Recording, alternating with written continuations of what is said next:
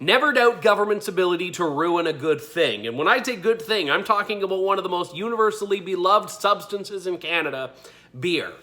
Yes, beer is something that Canadians have as a source of pride, but it's also mired in bureaucracy and government monopolization, especially in the province of Ontario, where thanks to a sweetheart deal by past provincial governments, giant beer companies have a virtual monopoly on the biggest beer retail operation in the province, the beer store.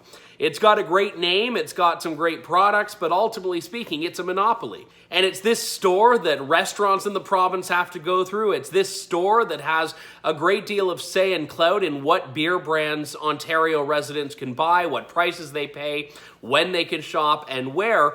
And it is just plain wrong, especially in 2019.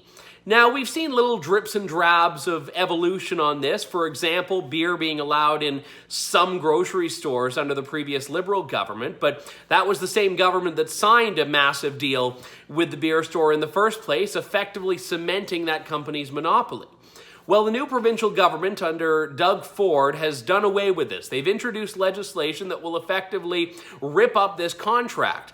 And my goodness, the fear-mongering in response from these big multi-billion-dollar beer companies and the union representing beer store employees. They're saying that thousands and thousands of jobs will be lost, billions of dollars will be lost.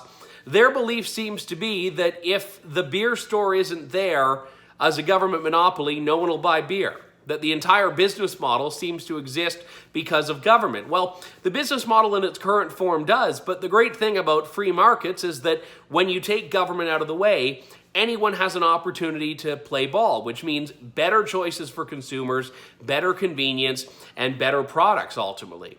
Now, what the beer store is saying here is that its monopoly helps keep prices down. Now, I'm not sure there's a single instance in history when a monopoly has done anything but drive prices up, or at the very least take away choice.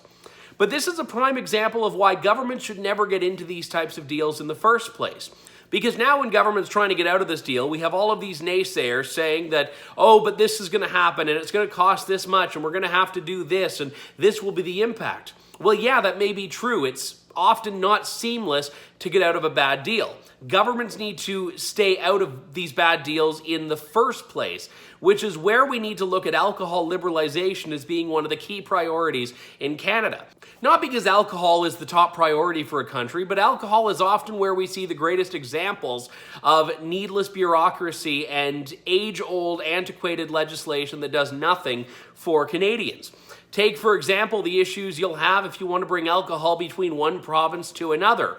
Gerard Comeau is a prime example of this. Took his case all the way up to the Supreme Court, which protected provinces' ironclad grip on alcohol importations, despite the constitutional guarantee of free movement between provinces. Look at these massive government liquor operations in provinces from west to east, the LCBO, the SAQ, pretty much every province but Alberta. And yeah, we may be able to celebrate the little victories here and there, such as being able to pick up a bottle of wine at a grocery store, but this doesn't deal with the overwhelming crisis of no choice for Canadian consumers when it comes to alcohol unless government decides to grant the choice. Canadians are not dumb people. Let us buy beer, let us buy wine, let us buy spirits, and for the businesses in the provinces across the country, let them sell it. The sky will not fall. For True North, I'm Andrew Lawton.